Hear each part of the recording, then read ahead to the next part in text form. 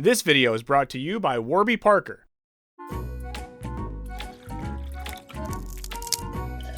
What's up, Wisecrack? Michael here, and I am back to putting my doctorate in philosophy to the most honorable of uses, analyzing the philosophical merit of fictional debates in popular television. And for this one, we need to visit the Athens of the Mid-Atlantic, the gathering place of poets and scholars alike, Paddy's Pub. You probably know how much we love It's Always Sunny in Philadelphia, but you might be wondering if you missed the episode featuring a rigorous philosophical debate. Well, the philosopher in question is one Ronald McDonald, and the lecture we're considering is his careful deconstruction of the theory of evolution. Because evolution doesn't exist, of course.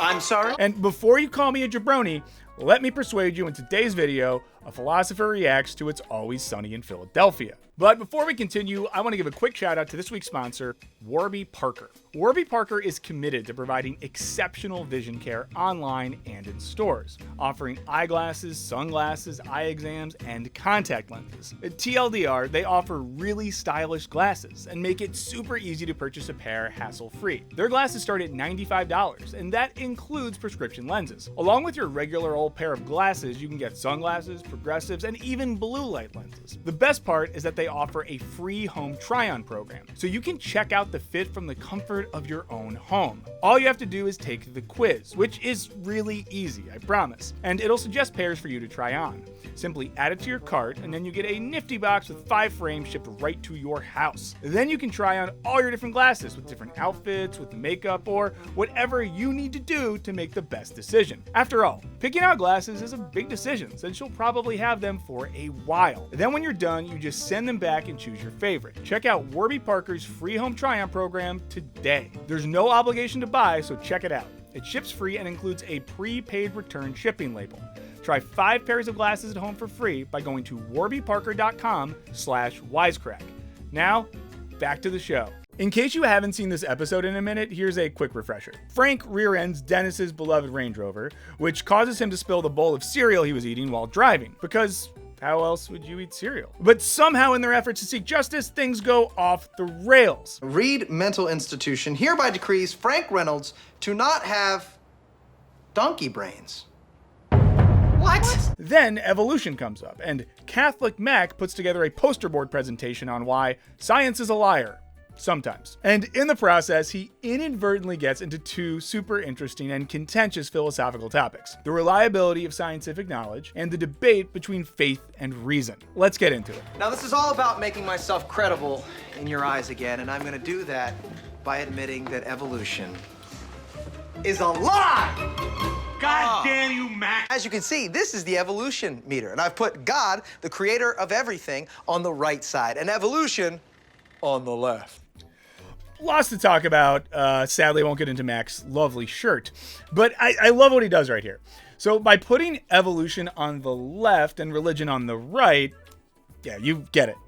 Basically, it seems like Mac is pointing out what you already know, that certain forms of conservative American Christianity are quote-unquote anti-science. And there's precedent for that, with what? The church murdering heretics for hundreds of years and all.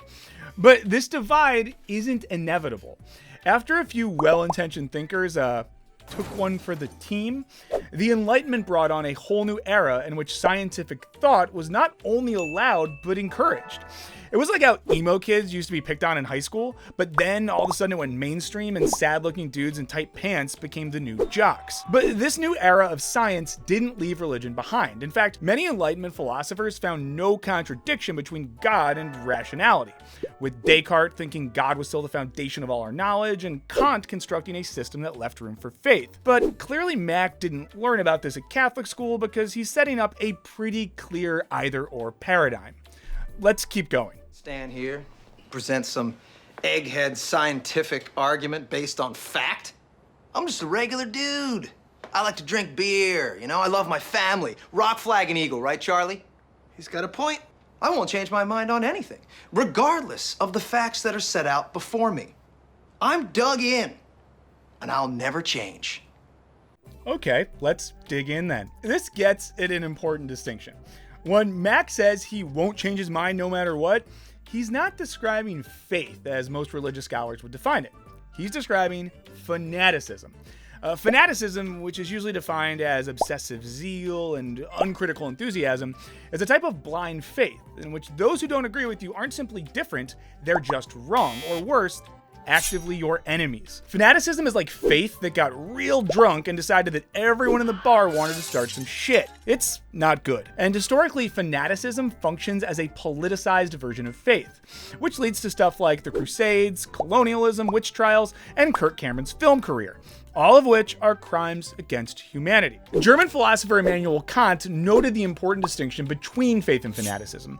For him, a person can have faith and still exercise reason, but fanaticism is a blatant misuse of reason. So basically, once you enter the land of fanaticism, reason is out the window, and bad things are probably going to happen. So, let's watch some bad things happen.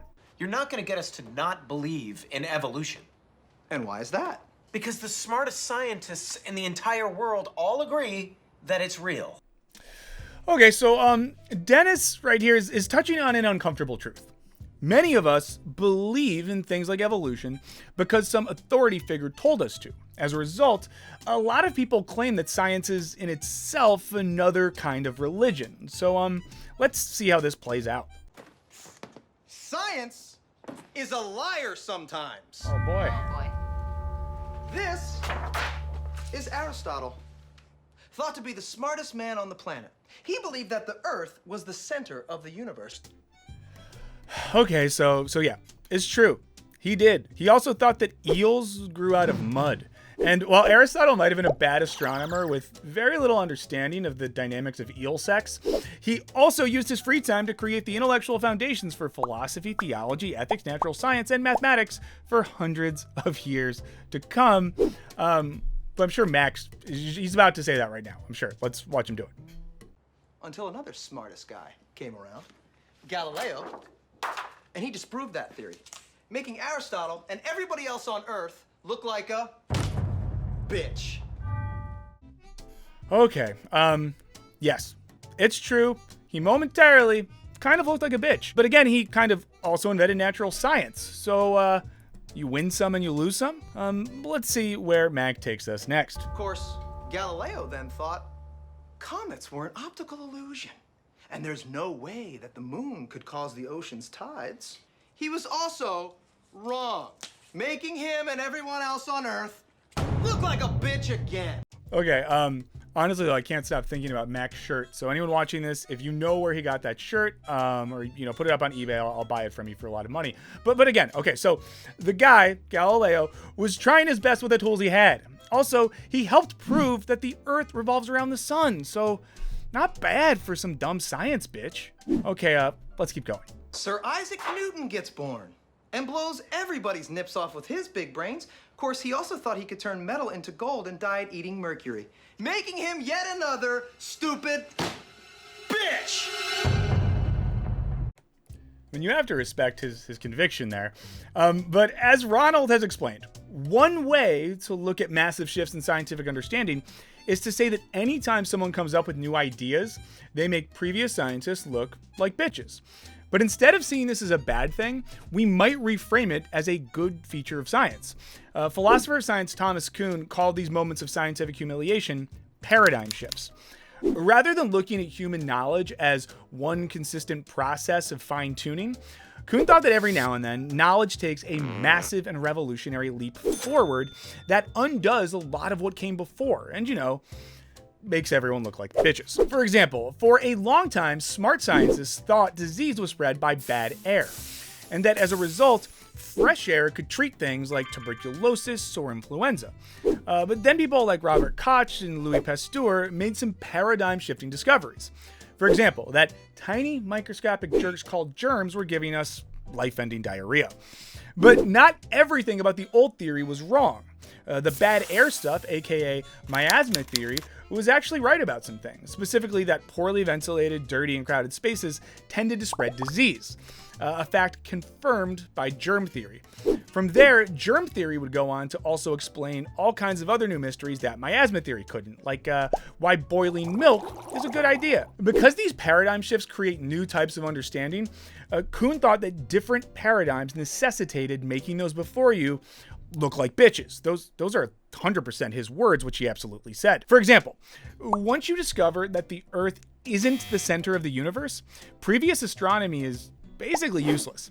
And as you can imagine, those from the previous era might feel pretty shitty, as their life's work is now obsolete. And this is why Max Planck, a German physicist, said that a new scientific truth does not triumph by convincing its opponents and making them see the light, but rather because its opponents eventually die, and a new generation grows up that is familiar with it. Or in Max terms, if you try to make me look like a bitch, you're gonna have to prove me wrong over my cold, dead body. Okay, that got dark. Let's get back to Paddy's. Mr. Reynolds, these were all the smartest scientists on the planet. Only problem is, they kept being wrong. Sometimes. Whew, that sometimes is doing a lot of work. But this is still kind of interesting, because whether you're Mac or Thomas Kuhn, you might ask, why trust these people who are always inevitably wrong? But it's more complicated than that. We might consider how every paradigm seeks to understand a phenomenon, but also to make predictions. And so, miasma theory could predict that good ventilation and clean air would stop the spread of disease, and it was right in that respect. Even before then, the reigning paradigm was created by Hippocrates, who thought that an imbalance of humors caused illness. And according to his observations, it could explain some things, like why when one humor, phlegm, showed up in the throat, people would start coughing. It's not that Hippocrates was doing good science, but even his flawed theory had a certain ability to explain human health before further investigation poked holes in that paradigm. The point is, historically, paradigms are useful, and also make people look dumb when more useful paradigms show up. So for philosophers of science, the existence of paradigm shifts is a good thing, because it shows that science isn't a wholly dogmatic or fanatic enterprise. Also, that it's a type of knowledge that's able to disprove its old assumptions and accept new truths. If scientists weren't able to acknowledge that they were wrong sometimes, or in Max terms, if science wasn't a bitch-ass discipline, then we would still believe that bleeding out could help with the flu, or that semen from the right testicle creates male babies and semen from the left testicle creates girl babies, which sounds like something Charlie would say, but is actually something the Roman thinker Pliny the Elder thought. But of course, as everyone knows, you have a boy baby if right before you have yogurt with sprinkles on it, and you have a girl baby if right before you finish you say, "That's a spicy meatball!" But everyone already knows that, so let's get back to Mac. I'm a fool because I have more faith in the saints that wrote the Bible? Yeah, because you just read the words of a bunch of guys that you never met, and you just take it on faith that everything they wrote was true. Okay, so remember the difference between faith and fanaticism? Yeah, that's what's happening here. This isn't genuine faith. This is reckless belief without the possibility of seeing otherwise. As former glass bubble car enthusiast Pope John Paul II said, faith without reason leads to superstition, which once again forces us to ask, what did Mac actually learn at Catholic school? Maybe he'll tell us in a second. And what makes you think what your scientists are writing is any more truer than my saints? Because there are volumes of proven data, numbers, figures. There are fossil records. Okay, let's see if this is any more truer. So what's the difference between Mac's saints and Dennis's data, numbers, and figures? It's pretty simple. While the saints might have some pretty useful mythology and stories that can help you live a good life, it's not scientific data. It's like comparing your wise grandma who told you to never look an Irishman in the eyes to genetic research.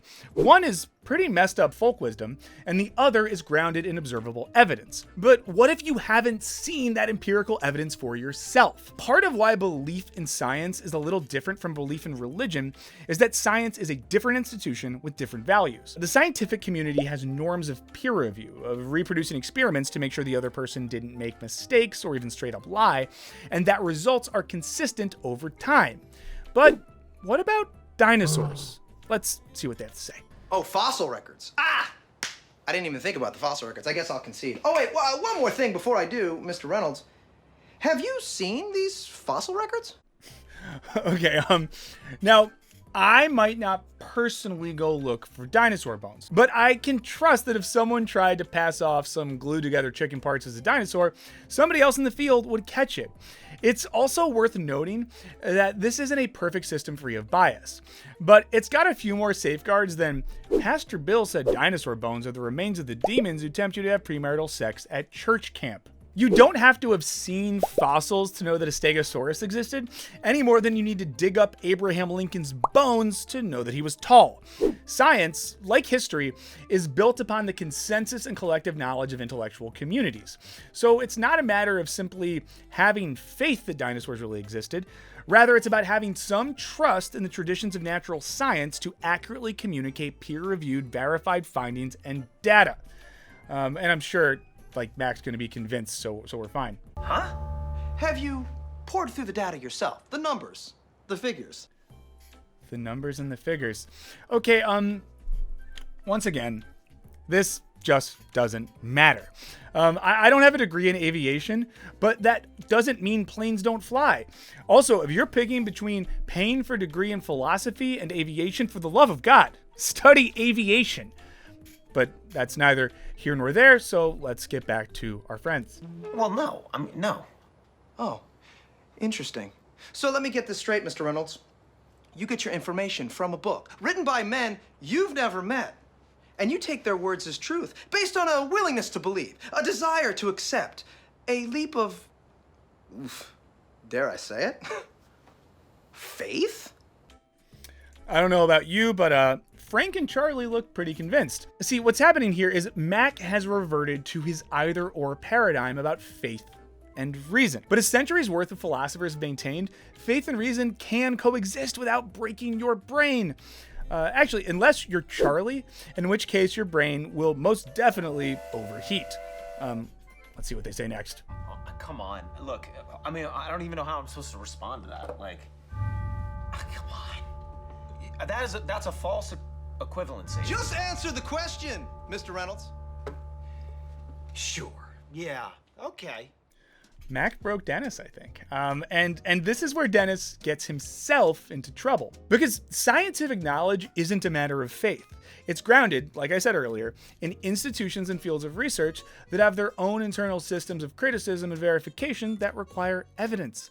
And by not understanding why science is different than religious faith, he's ended up looking like a stupid science bitch. Okay, we're almost there. Let's see how they wrap this whole thing up. I rest my case. Well, that got me. Yeah. What? Well, we're going on the fence. I mean, that's a shadow of a doubt. You actually don't believe in evolution anymore? I don't know. He created a reasonable doubt. He makes you sound like a stupid science bitch. Yeah, got you good. Oh, my God. Okay, and there it is.